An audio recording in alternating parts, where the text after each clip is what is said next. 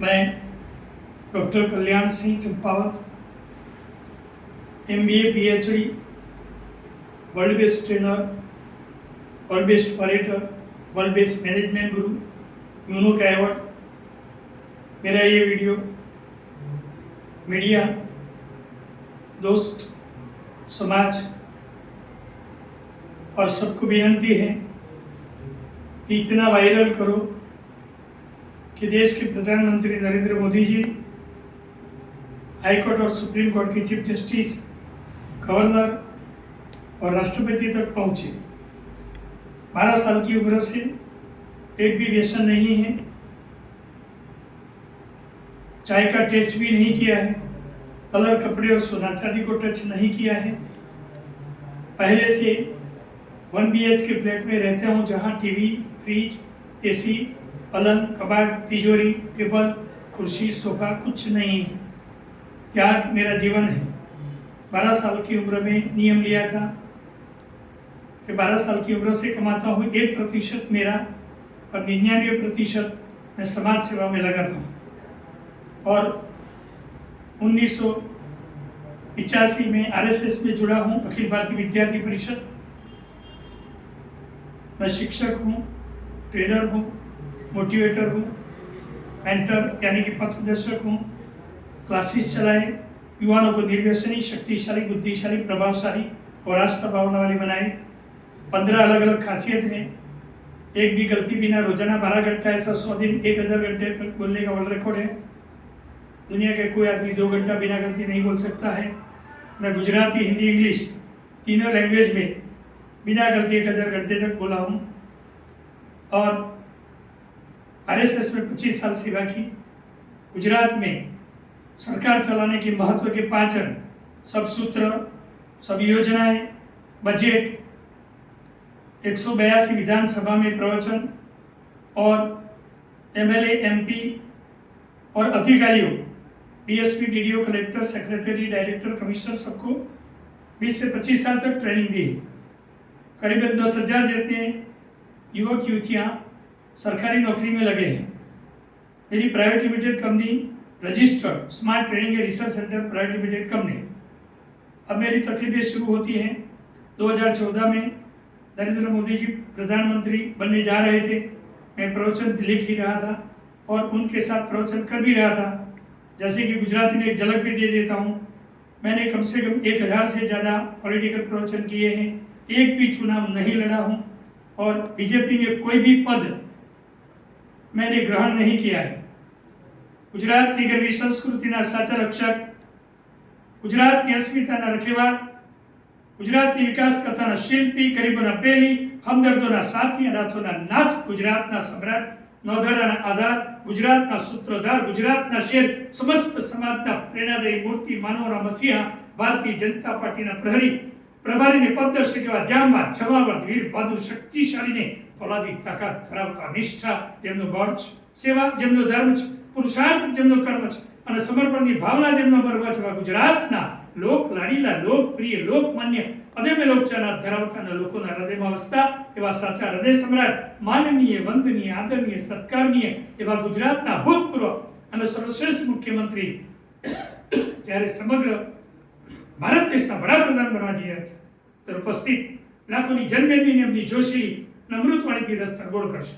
આમ નરેન્દ્ર મોદીજી જ્યારે समग्र देश का वडाप्रधान बनने के लिए जा रहे थे तब काफ़ी प्रवचन किए, पर बस समझो मेरी परेशानियाँ शुरू हो गई। मैं एक दफ़ा ये प्रवचन कर रहा था और रात को बिना वारंट, बिना नोटिस, बिना सबूत और बिना FIR अरेस्ट कर दिया। 2014 की लोकसभा में 4 महीना जेल में रहा और चुनाव खत्म होते ही छोड़ गया। परीक्षा का कांड, न मैंने पेपर निकाला है, न फोड़ा है, न मैंने एग्जाम लिए, न किसी को नौकरी लगवाया, न किसी का पैसा लिया है। There is no complainer, no claimer, no victim, no evidence, no witness. फिर भी 4 बार रिमांड लिया और 4.5 महीना जेल में रहा। फिर 17 के इलेक्शन आया और 17 के MLA इलेक्शन में फिर जेल में गया। फिर 19 का MP के इलेक्शन आया, फिर 1.5 महीना जेल में गया और फिर 2022 के इलेक्शन, अभी कल मैं फिर जेल जा रहा हूँ।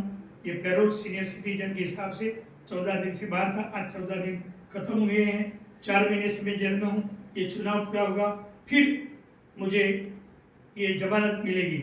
मेरे साथ बहुत गलत हुआ है। मैंने जिंदगी में एक भी गलत काम नहीं किया है। और राजकीय प्रभाव आज मैं ये बताना चाहता हूँ, हाई कोर्ट के, सुप्रीम कोर्ट के चीफ जस्टिस, गवर्नर और हमारे देश के आदरणीय राष्ट्रपति और प्रधानमंत्री जी, मैं कोई गुनाह नहीं कर रहा हूँ, मैं बार बार जेल क्यों जा रहा हूँ। अदालत सर्वोपरि होनी चाहिए, कानून और संविधान सर्वोपरि होना चाहिए। और पॉलिटिकल लीडर की सूचना से मेरे को रात को 12 बजे उठा लेते हैं, 2 दिन बाद केस बनाते हैं और चुनाव के बाद छोड़ते हैं, ऐसा कोई गुनाह नहीं। ये रेयरेस्ट ऑफ रेयर केस। ये दुनिया में ये 5 केस आने चाहिए, क्योंकि 5 बार मैं जेल में गया, एक भी गुनाह नहीं किया।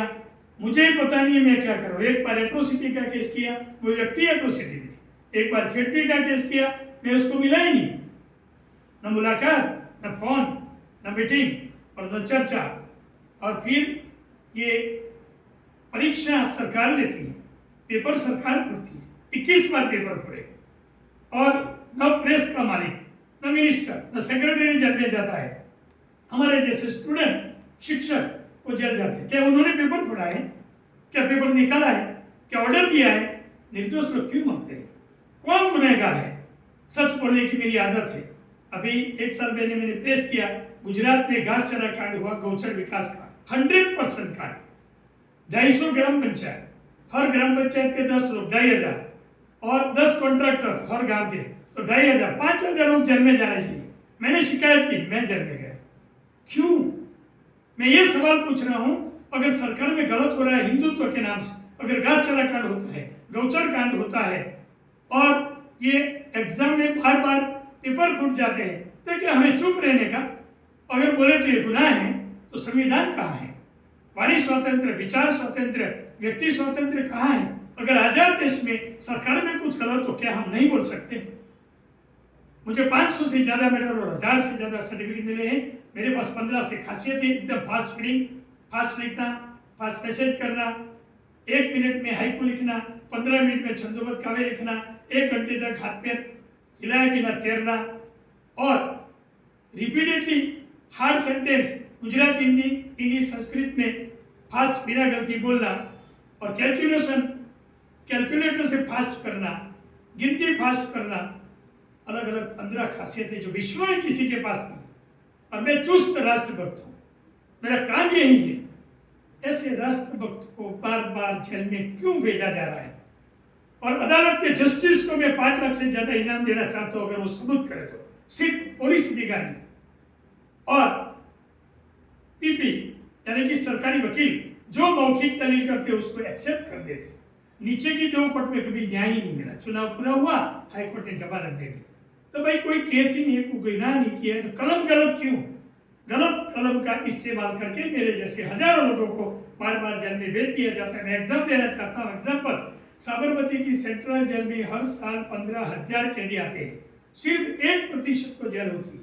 150 लोगों को, 99% को जमानत नहीं मिलती, इसलिए जेल में आते, और वही छूट जाते, या तो निर्दोष छूटते हैं या तो फिर जमानत मिल जाती है। तो 99% लोगों की इज्जत गई, प्रतिष्ठा गई, नौकरी गया, उसका धंधा गया, उसके बेटे बेटी की शादी नहीं हो रही है, और कई लोग नाराज होके, निराश होके और फ्रस्ट्रेशन, डिप्रेशन में आके सुसाइड कर लेते हैं। कौन जिम्मेदार है? अगर 100 में से एक ही इंसान को सजा मिलने वाली है, तो 100 लोग को जेल क्यों? अगर वो निर्दोषी छूट जाते हैं और पक्की जमानत ही मिल जाती है, तो जेल में क्यों भेज रहे हो? मैं 5 बार जेल में गया। मैंने सरकार में 16 विभाग में, गवर्नर, राष्ट्रपति से शुरू करके मानव अधिकार पंच हो, anti corruption bureau, chief justice, chief secretary, CM और कानून मंत्री, कानून सचिव, गृह मंत्री, गृह सचिव, ऐसे 16 विभाग में मैंने लिखित में खुद रूबरू जाके शिकायत की है। हर साल कोई जवाब नहीं। कानून कहाँ है? संविधान कहाँ है?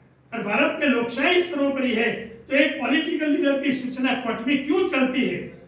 क्यों पॉलिटिकल लीडर की सूचना से हमें जमानत नहीं मिलती है?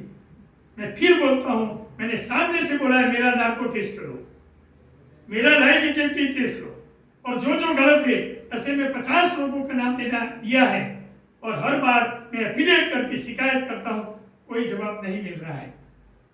मुझे सीट दो, कोर्ट कमीशन दो, और सीबीआई जांच लो, जो खर्च हो रहा है मैं देने के लिए तैयार हूं, पर विश्व के बेस्ट ट्रेनर, बेस्ट वक्ता और बेस्ट मैनेजमेंट गुरु के साथ इतना त्रास अन्याय क्यों? मानसिक, शारीरिक, आर्थिक, सामाजिक इतना त्रास क्यों?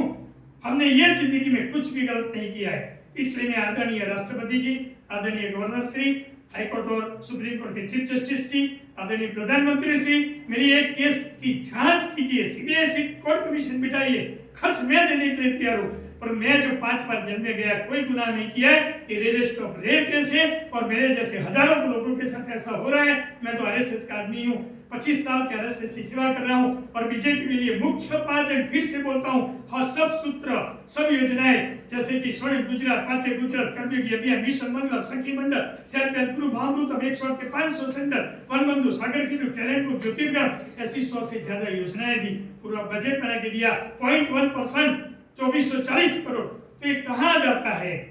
ये 2,44,000 करोड़ का बजट है, 24,000 करोड़ 10% होता है, 2440 1% और 244 करोड़ 0.1% पे क्या होता है?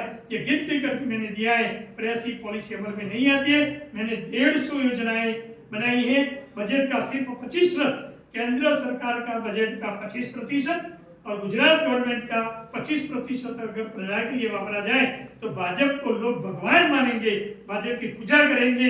मैं तो आरएसएस का हूँ, मेहरबानी करके हाथ जोड़ता हूँ, मेरे सब केस की जांच की जाए और हाईकोर्ट और सुप्रीम कोर्ट के चीफ जस्टिस को मैं बताना चाहता हूँ कि मैंने सब शिकायत हाईकोर्ट में की है, सुप्रीम कोर्ट में की है।